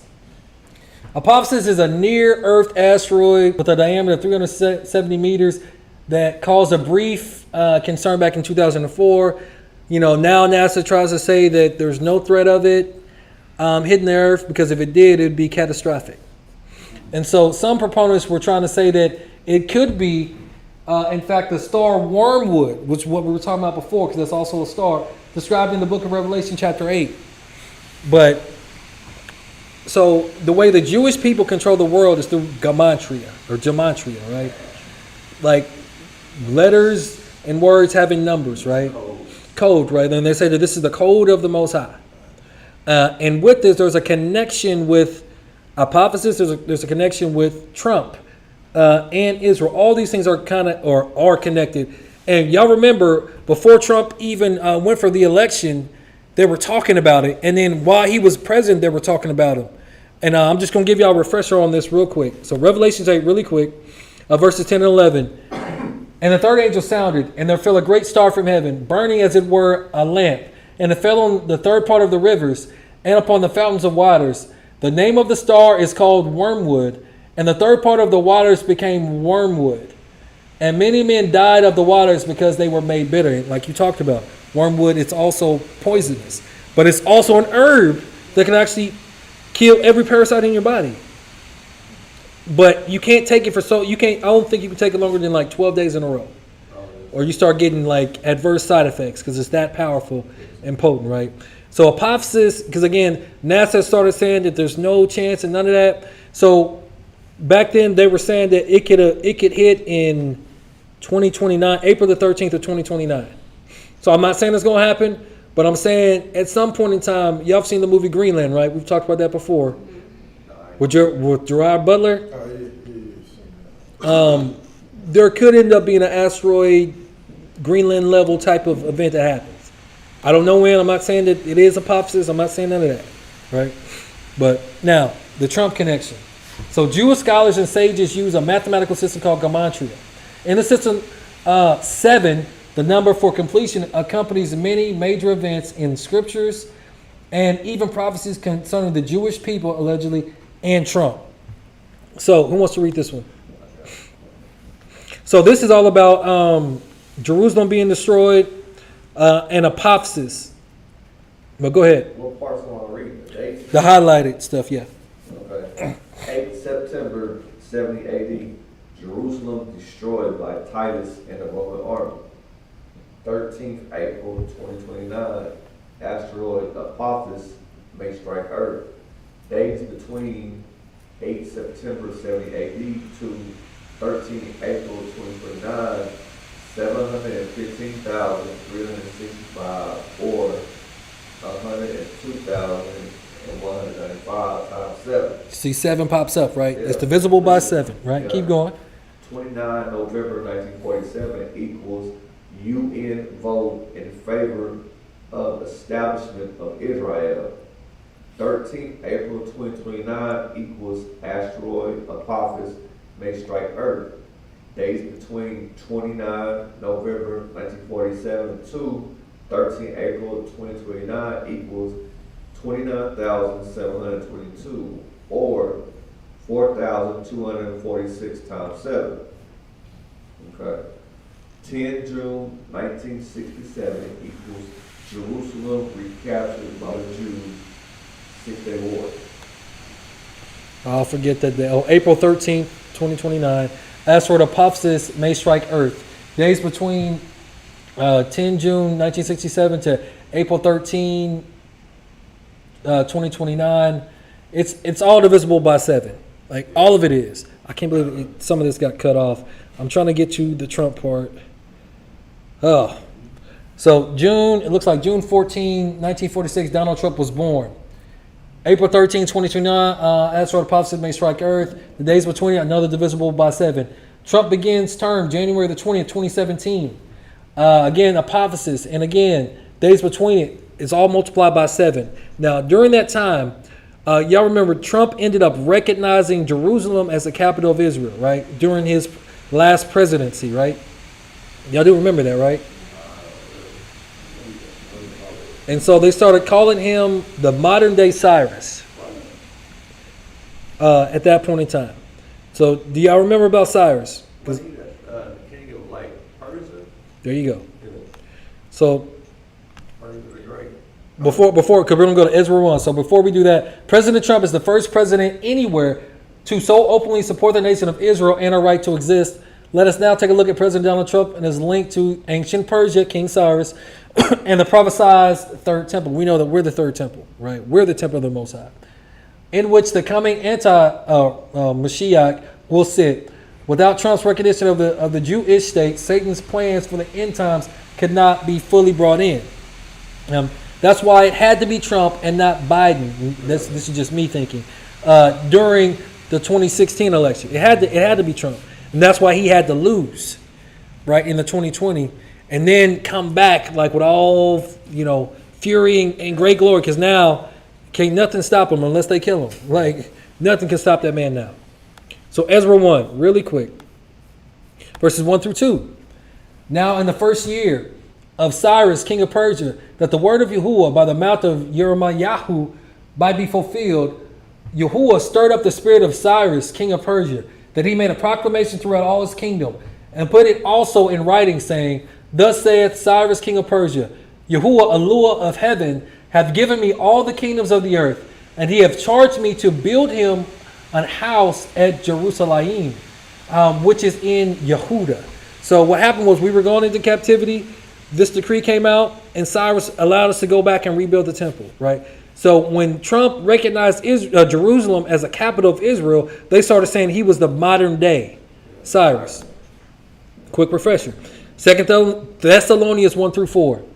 Now we beseech you, brethren, that the coming of our Master Yahushua Mashiach, and by our gathering together unto him, that you be not soon shaken in mind or be troubled, neither by spirit, nor by word, nor by letter as from us, as that day of Mashiach is at hand. Let no man deceive you by any means, for that day shall not come except there come a falling away first, and that man of sin be revealed, the son of perdition. Whoso opposeth and exalteth himself above all that is Elohim, or that is worshipped, so that he as Elohim sitteth in the temple of Elohim, showing himself that he is Elohim. So again, Christendom believes that this is the third temple, right? And it has got to be built in order for the end times prophecy. That's why they had Megiddo, Omega Code, Left Behind, all these different movies programming us to think that that's what it is. But again, we know that we are the temple of the Most High. So again, don't fall for that deception. I'm not going to be able to finish all this. Who wants to read this one? I got you. The Trump connection. On 22nd January 2017, just 2 days after taking office, Trump made a telephone call to Israel, inviting Prime Minister Benjamin Netanyahu to the White House.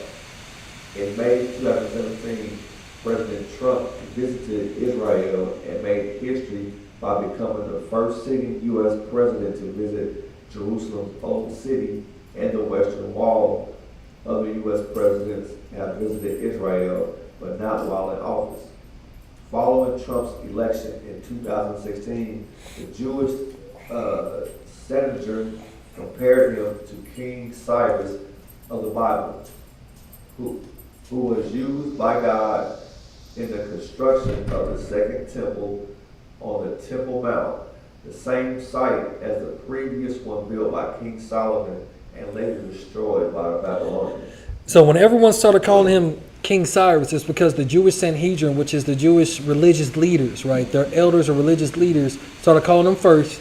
Everyone else, the media, got their marching orders, so then they started calling Trump Cyrus, right? Okay. Later, this comparison was adopted by Israeli Prime Minister Netanyahu, who also compared the U.S. president to the Persian king. Rabbi Hillel Weiss, the spokesman for the Sanhedrin, noted that Trump's role in building the third temple was essential to so many of the issues that concern people around the world. He said, Trump can lead the nations of the world to global peace through building the temple, the source of peace. So Trump is the guy that can create world peace on earth. Not Mashiach, Trump. That's what they said. That's what they said. I'm showing y'all the plan, right? That's why this time it has to be Trump, right? Because he did that. It was at the 70-year anniversary, which we'll get to that in a second. When he did that, right? Recognized Jerusalem. So it ended in what, 2000 he left. And then this time, well, we'll just keep going real quick. We'll just keep going. It's in here. Somebody read this, 1 Thessalonians 5, verses 1-5. But of the times and the seasons, brethren, ye have no need that I write unto you. For yourselves know perfectly that the day of the Most High so cometh as a thief in the night. For when they shall say peace and safety, then sudden destruction cometh upon them as travail upon a woman with child, and they shall not escape. So again, the Jewish people believe that Trump is the man that can bring world peace. Be very careful and stay vigilant with that. You trying to say the Antichrist? I'm not saying, but I'm saying he got tendencies. I'm saying he got anti-Mashiach tendencies. I'll tell you that much. Yeah. But ye, brethren, are not in darkness, that day should overtake you as a thief. Ye are all the children of light and the children of the day. We are not of the night nor of darkness. June, can you read this one? I'm probably going to end in the next 4 slides. I got more. Rabbi Wise explained, the Jews will do the actual building of the third temple, but in order for the third temple to be a house of prayer for all nations, the nations must have a part in its creation. The effort to erase national identities and national borders is opposed to this, and it is the New World Order that Trump is really fighting. So Trump is fighting the New World Order. In case y'all didn't know that, new World Order. He's fighting so much that he literally had Hulk Hogan giving a speech at this Republican convention a few days ago. Y'all didn't see him? Because he said when they came against him, brother, and he like took his shirt off and he had a MAGA shirt on. Y'all haven't seen that? Yeah, he literally just did that. But Trump, he's fighting the New World Order, and Hulk Hogan was his founder in WCW. Kind of ironic.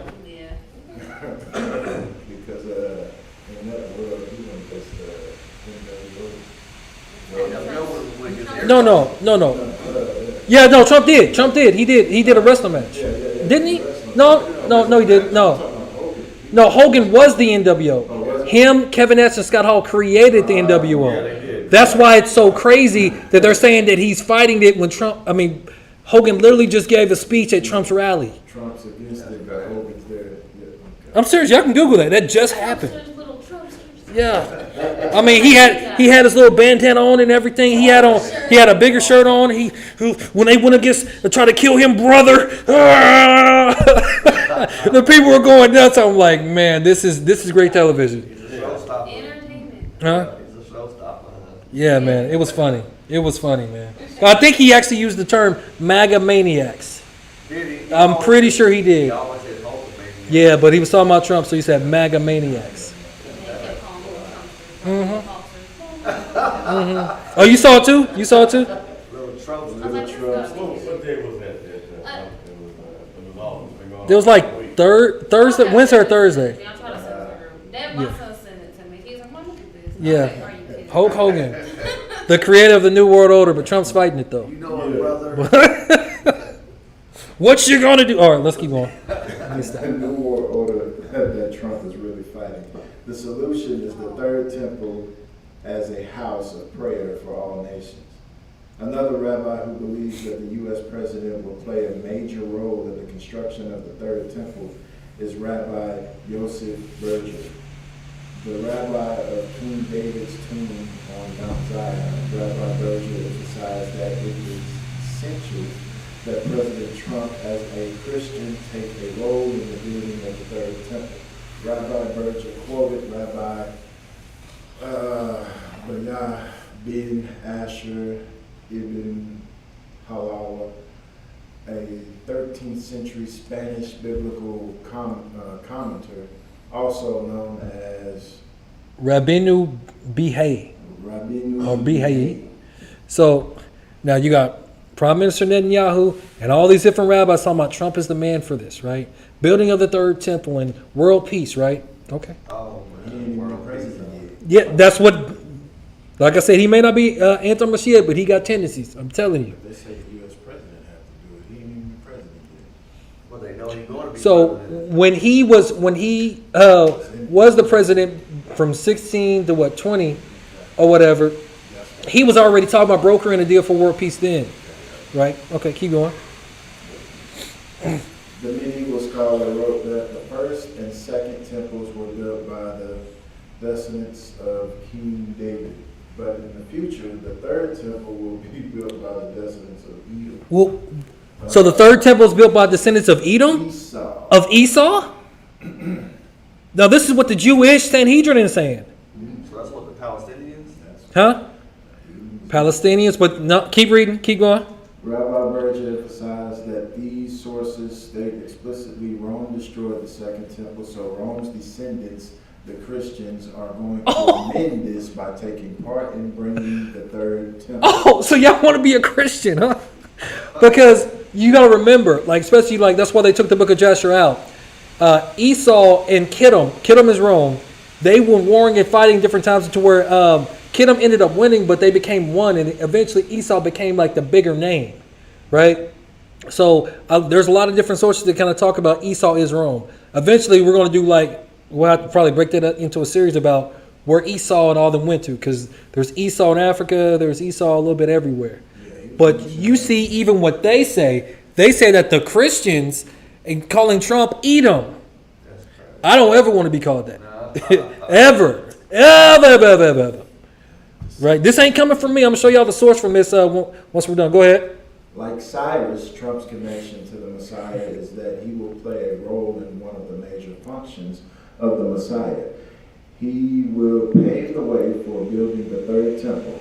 No leader in history has recognized Jerusalem as the capital of the Jews and Israel. He pointed out, he has already created a great tikkun reparation for the Christians through his unprecedented relationship with Jerusalem. Trump is the representative of Edom that will perform that final historic reparation for his entire nation by building the temple. Now, anyone that knows biblical prophecy and reads Obadiah and other scriptures know Edom don't really get like mercy like that. So what are these people talking about? Trump is a representative of Edom. Trump. Yeah, that's wild, ain't it? Why would they say that? That's weird. Yeah. So just like you said, why would the Jewish Sanhedrin say that Trump and the Christians are Edom? That's a little weird. So I'm showing y'all again, because we've read this source before. Christianity is Edom, right? Christianity universally marked the Jews as the other in medieval Europe. In response, the Jews' own other Esau and Edom became Christian. 1243 Wurzburg tombstone for 2 Jews killed in a brawl with Christians reads, Esau's descendants rose up upon them and killed them.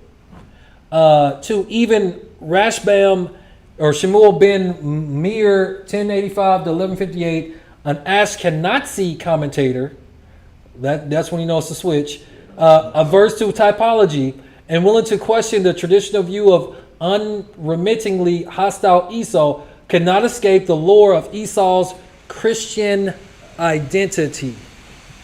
The first came out red all over his body like a hairy garment or hairy shirt, so they called his name Esau, like a hairy shirt. Comments Rashbam tersely worn by Christian pilgrims. Worn by Christian pilgrims. Literally those wandering in error. Esau and Edom came to mean Christianity and Christianity. Well, came to mean Christian and Christianity. They were a living reality to medieval Jews. So even before the Ashkenazis came in and started switching stuff up, our people always thought of Christians as Edom. Those that gave away their birthright. And you wonder why, especially like the state of Israel, not all of them, but some of them, many of them don't accept Mashiach. For one, they know that they're the counterfeit, a lot of them. And they know what he really looked like. So they can't accept him. Ain't no way. Yeah, bro. So I'm not even going to read that one, but I wanted y'all to see that. So, always in red sometimes. Oh, yeah. Yeah, you know the Pope be up to stuff. In honor of Trump's moving of the American embassy to Jerusalem, some, no American or any other president or of any other country has ever done something, a gold-plated temple coin was minted. Also, and another was also minted in celebration. So y'all remember this coin right here, right? Y'all remember that coin? Yeah, y'all remember. We did a lesson. I showed y'all. This coin, yeah. Of the 70th anniversary of the founding of the State of Israel, the coin showed Donald Trump alongside King Cyrus with the Bible verse from Ezra 1 and 2, right? We just read that. During the ceremony establishing the embassy, love and celebration of Israel's 70th anniversary. So they loved him so much. They don't even put Netanyahu, but they put Trump on there. This was back in his last term. That's why I'm saying this time, it's more than likely got to be Trump. because the world peace in the temple has not been built. They've been making preparations. The Jewish Sanhedrin have been saying they've been in talks with their Messiah. There were different Jewish sages or whatever have said that Netanyahu's going to be the last prime minister before Messiah shows up. So we know, according to their works or their plans, it's not much longer for their plans. So we got to be right. Because when that stuff comes to fruition, those of us who are in the truth and live in the truth and speak out against the truth, you know we're going to have a bullseye, for lack of a better term. For lack of a better term. So at the 70th anniversary, and then that was in December when he recognized Jerusalem as the capital. So that was in December of 2020. No, 2017, if I'm not mistaken. Am I getting my numbers wrong? So yeah, that was the 70th. So 70 years would be December of this year. So if Trump, even though he wouldn't start till January, if he re-wins the election, something else could potentially happen later on in the year. Maybe they'll start it, knowing that he's the president, the building of it. My bad, I missed my words a little bit. Jamal, will you read? Yeah.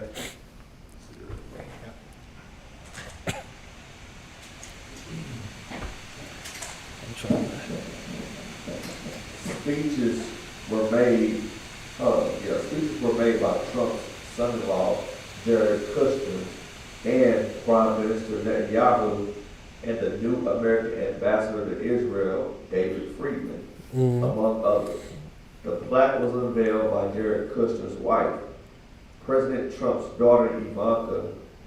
During his speech, Prime Minister Netanyahu thanked President Trump for declaring Jerusalem Israel's capital and moving the embassy to Jerusalem.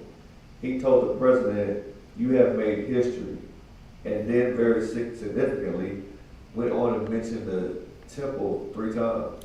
Letting them know it's a signal that the third temple needs to be built, right? Yeah. So they're talking highly about Trump. Trump's not even there, right?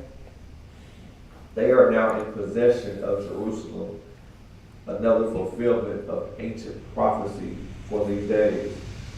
Now, along comes Donald Trump and not only declares Jerusalem Israel's capital, he goes on to move the embassy from Tel Aviv to Jerusalem. Another 2 events that are unprecedented in the history of Israel. Also, President Trump has tasked his son-in-law, Jared Kushner, with the job of helping create his peace plan of the century, aimed at bringing a lasting peace between Israel and the Palestinians. So this is that world peace that Trump, he's enlisted his son-in-law, right? And this started his last election. So if he gets elected this time, more than likely that's going to get completed, right? Kushner worked alongside Jason Greenblatt. Greenblatt was the executive vice president and chief legal officer to Donald Trump and the Trump Organization and his advisor on Israel.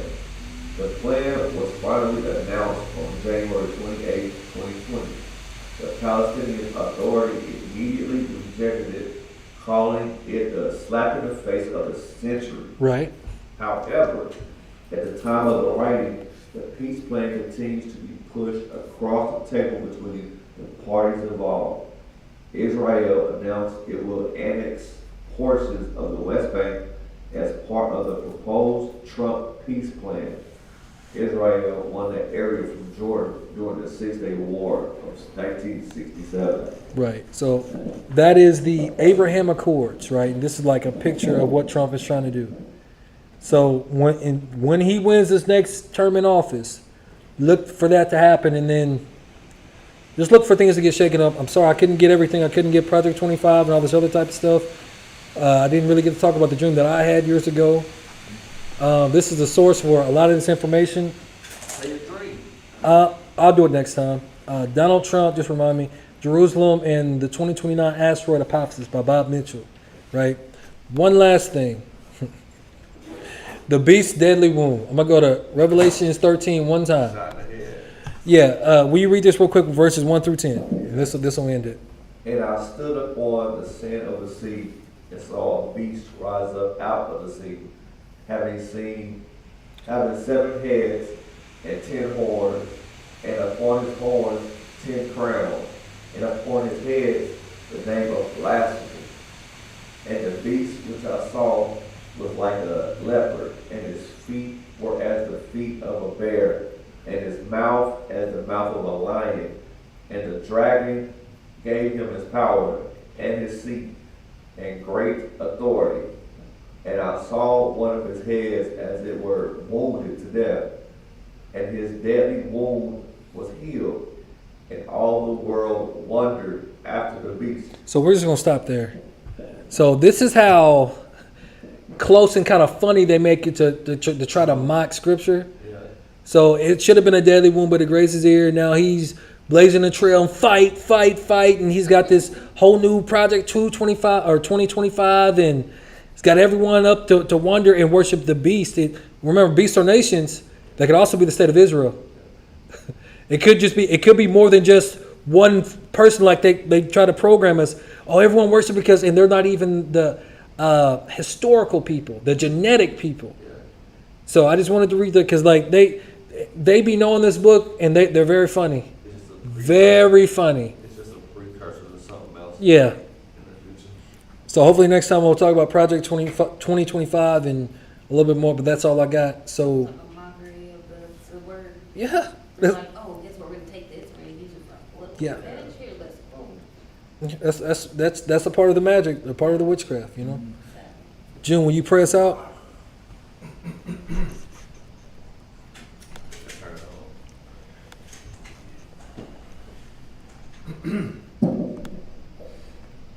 Abba, thank you for bringing us here and gathering us here today, Abba, and giving us this word, giving us the discernment. And thank you for this lesson, Abba. And I ask that you watch over us as we depart and go upon our ways, Abba, and just keep us in thirst of this word and learning and trying to get closer to you and understanding, and help us to remember that all of this getting in this word, we have to keep it's repetitive, just keep reading, keep feeding it, and meditating it out. Thank you. We love you. We worship you and only you. No other Elohims we will put before you. Shalom. Shalom. So again, we are YAH'S Assembly. We are Yehuda. Please subscribe, hit that notification bell, like and share our content. And as always, until next time. Shabbat shalom. Shabbat shalom, family. Whoa, whoa, whoa.